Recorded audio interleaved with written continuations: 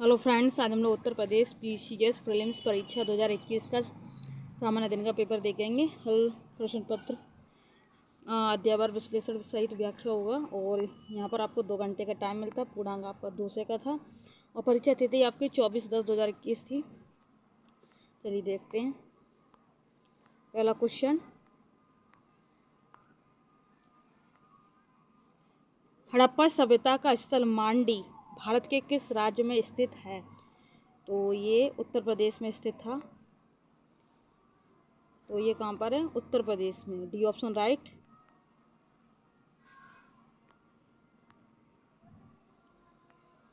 मुजफ्फरनगर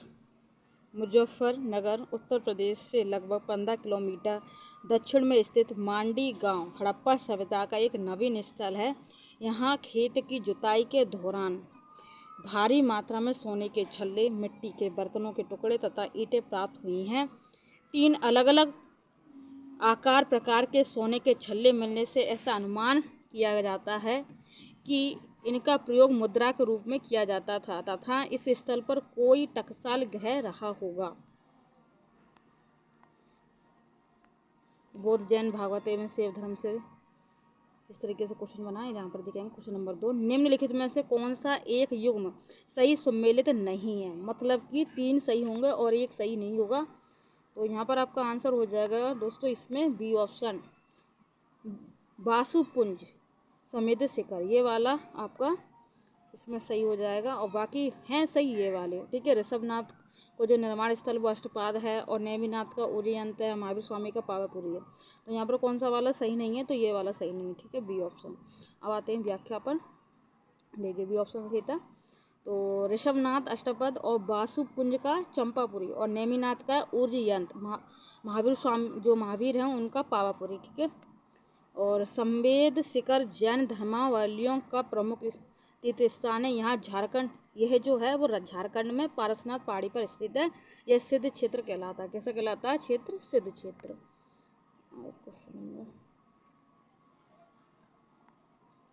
अब क्वेश्चन कहाँ से बने हैं? 800 ईस्वी से 1200 ईस्वी तक की राजनीतिक सामाजिक स्थिति से क्वेश्चन बने हैं दोस्तों। ठीक है, तो इस तरीके से आपको पता चल जाएगा क्वेश्चन कहाँ से बनते हैं। तो जैसे कि क्वेश्चन नंबर 3 आया, सातवाहन शासकों के संदर्भ में निम्नलिखित कथनों में से कौन सा कथन सत्य पूछा है? सत्य है। तो पहला कथन देख लेते हैं। सातवाहन नरेश प्राकृतिक भाषा के पोषक थे। सातवाहन काल में कला के लोक पक्ष को अधिक प्रोत्साहन मिला। तो यहाँ पर कौन सा सही हो जाएगा? तो यहाँ पर आपका बी ऑप्शन राइट हो जाएगा। मतलब 1 और 2 दोनों सही हो जाएंगे। B option right. अब व्याख्या देख लेते हैं। मौर्य काल के पतन के बाद दक्कन में सातवाहन की सत्ता स्थापित हुई। गौतमी पुत्र सातकर्णी ने इस वंश को सर्वोच्च शिखर पर पहुंचा दिया। सातवाहनों ने प्राकृतिक भाषा को संरक्षण दिया तथा सातवाहन राजा हाल ने प्राकृतिक भाषा में गाथा सप्तशती की रचना की। सातवाहन ने स्थापत्य कला, चित्रकला के साथ साथ कला के लोक पक्ष को भी प्रोत्साहन दिया। निम्नलिखित में से कौन सा एक सही सम्मिलित नहीं है? मतलब 3 सही है, 1 सही सम्मिलित नहीं है। तो यहाँ पर आपका आंसर हो जाएगा डी ऑप्शन राइट हो जाएगा। लेकिन हम अब यहाँ पर देख लेते हैं जाकर। जैसे राणा हमीर है तो राज्य मेवाड़ और राणा चुंडा मारवाड़ के थे। मालिक राजा फारूकी ये खानदेश के थे। मालिक सरवर ख्वाजा जहाँ ये जौनपुर के थे। तो एक बार प्रश्न भी दिखा देते। डी ऑप्शन सही था, सही सम्मिलित। यहाँ पर क्या पूछा था? सही सम्मिलित नहीं है। तो यहाँ पर ये वाला सही सम्मिलित नहीं है। ठीक है, बाकी कौन से ये वाले सब सम्मिलित है सही। राणा हमीर मेवाड़, राणा चुंडा मारवाड़, मलिक राजा फारूकी खानदेश। ठीक है, और ये जो सही सम्मिलित हैं ये सब सही सम्मिलित, इसका आप स्क्रीनशॉट ले लें। अब विविध से क्वेश्चन बनाता। तो चलिए देखते हैं। सूची 1 को सूची 2 से सम्मिलित कीजिए तथा सूचियों के नीचे दिए गए कूट से सही उत्तर का चयन करना है। तो ठीक है, एक तरफ ग्रंथ हैं और एक तरफ रचयिता हैं। ठीक है, तो इसको ना देखते हुए सीधे इधर ही आ जाते हैं, क्योंकि टाइम ज़्यादा लग जाता है ना इस वजह से। रागमाला रचयिता है पुंडरीक विट्ठल। रस कौमुदी श्रीकंठ हैं। राग विबोध सोमनाथ हैं। चतुर्दंडी प्रकाशिका वेक्टर रमन बोलेंगे। ठीक है, इस तरीके से। तो एक बार स्क्रीनशॉट ले लें दोस्तों। चलिए आगे बढ़ते हैं। जस्ट वे थोड़ा सा। ठीक है, ये आ गया।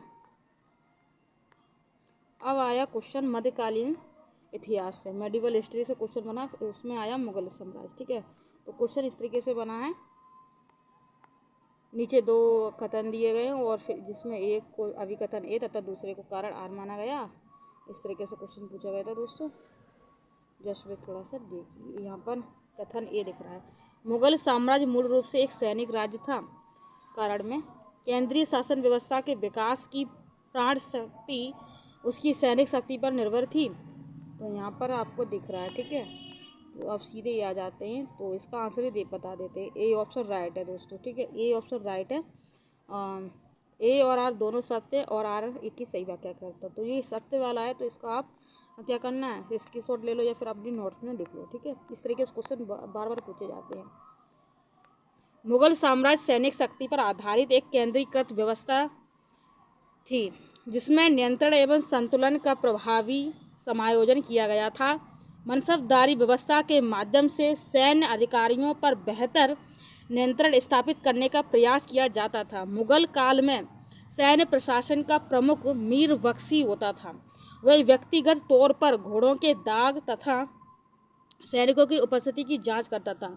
यहाँ पर दाग नहीं होगा दोस्तों, यहाँ पर दाम होगा। ठीक है, अतः प्रश्न में दिए गए अभिकथन की पुष्टि का कारण आर, इसलिए दोनों विकल्प सही हो गए दोस्तों। ठीक है, चलिए आगे देखते हैं क्वेश्चन। विविध से क्वेश्चन बने, मिसलेनियस से काफ़ी क्वेश्चन बनते हैं।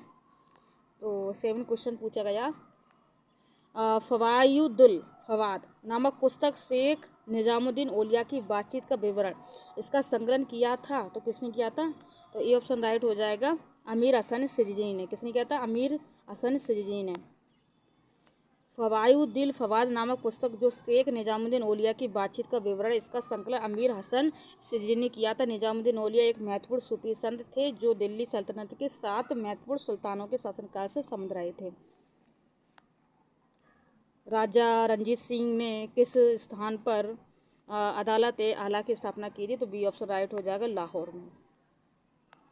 राजा रणजीत सिंह ने लाहौर में अदालत ए आला की स्थापना की तथा लाहौर में ही तोप निर्माण का कारखाना खोला। रणजीत सिंह की स्थायी सेना फौज आइन के नाम से जानी जाती थी जो उस एशिया में दूसरे स्थान पर थी। राजा रणजीत सिंह अमृतसर में स्थित हरमंदिर साहिब को स्वर्ण मंदिर में परिवर्तित किया था उन्होंने। ठीक है, चलिए आगे देखते हैं। आधुनिक इतिहास से क्वेश्चन बने हैं, और आधुनिक इतिहास में कौन कौन से टॉपिक हुए देखिए। सामाजिक सांस्कृतिक जनजागृति और निम्न जाति मजदूर संघ, किसान आंदोलन एवं अन्य आंदोलन। तो इसमें बने थे क्वेश्चन, और इधर देख लेते हैं वही अभिकथन वाला क्वेश्चन। जैसे भारतीय इतिहास के संदर्भ में वायोकोम सत्याग्रह के संबंध में निम्नलिखित कथनों में से कौन सा सही है। यह अस्पृश्यता और जातिगत भेदभाव के विरुद्ध एक सत्याग्रह था। महात्मा गांधी ने इस सत्याग्रह में भाग लिया था। नीचे दिए गए कूट का प्रयोग कर सही उत्तर चयन करना हम लोगों को। तो यहाँ पर सी ऑप्शन राइट हो जाएगा। 1 और 2 दोनों सही हैं दोस्तों, जहाँ पर मैंने अभी पढ़ा था वो दोनों ही बात सही हैं। तो एक बार देख लेते हैं। वायोकोम सत्याग्रह 1924 में केरल के त्रावणकोर में चलाया गया एक अस्पृश्यता और जातिगत भेदभाव के विरुद्ध आंदोलन था। इस आंदोलन का नेतृत्व टी.के. माधवन के केलपन तथा के.पी. केशव मेनन जैसे नेताओं ने किया था। इस सत्याग्रह को गांधी जी ने अपना समर्थन दिया तथा 1925 में इस क्षेत्र का दौरा किया था उन्होंने। ठीक है, चलिए आगे देखते हैं। प्रमुख संस्थाएं, संधियां, आयोग, अधिनियम। इसे क्वेश्चन बनाया, तो क्वेश्चन नंबर 10, निम्नलिखित में से किसने कभी भी भारतीय राष्ट्रीय कांग्रेस के किसी भी अधिवेशन की अध्यक्षता नहीं की है, तो किसने नहीं की थी, तो बी ऑप्शन राइट हो जाएगा, बाल गंगाधर तिलक। भारतीय राष्ट्रीय कांग्रेस की स्थापना 28 दिसंबर 1885 को बम्बई में हुई थी। स्थापना के बाद से ही कई महत्वपूर्ण नेताओं ने कांग्रेस के अधिवेशन की अध्यक्षता की, जैसे दादा भाई नौरोजी। ठीक है, पूरा नाम का ग्रैंड ओल्ड मैन भी बोलते हैं इनको। चलिए, ये हो गया पुराना। गोपाल कृष्ण गोखले, सुरेंद्रनाथ बनर्जी, लाला लाजपत राय और गांधी जी, सुभाष चंद्र बोस आदि बड़े नेताओं में सिर्फ बाल गंगाधर तिलक ने ही भारतीय राष्ट्रीय कांग्रेस के किसी भी अधिवेशन की अध्यक्षता नहीं की थी। निम्नलिखित में से 1926 में गठित नौजवान सभा का प्रारंभिक सदस्य कौन नहीं था। कौन नहीं था, तो कौन नहीं था, तो डी ऑप्शन राइट हो जाएगा, अंबिका चक्रवर्ती। ठीक है, कौन नहीं था, अंबिका चक्रवर्ती। भगत सिंह, भगवती चरण बोहरा, यशपाल तथा छबील दास ने नौजवान और विद्यार्थियों को संगठित करने के लिए 1926 में नौजवान सभा की स्थापना की थी। भगत सिंह इस सभा के महामंत्री तथा भगवती चरण बोहरा ने महासचिव का दायित्व संभाला। अप्रैल 1928 में अमृतसर में हुए सम्मेलन में इस सभा का घोषणा पत्र जारी किया गया। अंबिका चक्रवर्ती इस सभा से संबंधित नहीं थे। एशियाटिक सोसाइटी ऑफ बंगाल का संस्थापक कौन था, तो यहाँ पर बी ऑप्शन राइट हो जाएगा, सर विलियम जोन्स थे। एशियाटिक सोसाइटी ऑफ बंगाल की स्थापना 1784 को सर विलियम जोन्स ने कलकत्ता में की थी। इसकी स्थापना के समय वारन हेस्टिंग्स बंगाल का गवर्नर जनरल था। इस सोसाइटी के स्थापना का मुख्य उद्देश्य भारतीय प्राच्य शिक्षा, साहित्य एवं ग्रंथों का अनुवाद आंग्ल भाषा में करना था। ब्रिटिश इंडिया के निम्नलिखित में से किस अधिनियम ने सामूहिक कार्यचालन के स्थान पर विभाग या विभागीय पद्धति द्वारा वायसराय की कार्यकारी परिषद पर उनके प्राधिकार को और अधिक बल प्रदान किया? तो एक मिनट, तो यहाँ पर ए ऑप्शन राइट हो जाएगा, भारतीय परिषद अधिनियम 1861। ये देख लेते हैं। ब्रिटिश इंडिया के भारतीय परिषद अधिनियम 1861 ने सामूहिक कार्यचालन के स्थान पर विभाग या विभागीय पद्धति द्वारा वायसराय की कार्यकारी परिषद पर उनके प्राधिकार और अधिक बल प्रदान किया। 1861 के अधिनियम के समय लॉर्ड कैनिंग भारत का वायसराय तथा कैनिंग को ही भारत में विभागीय प्रणाली के आरंभकर्ता के रूप में जाना जाता है।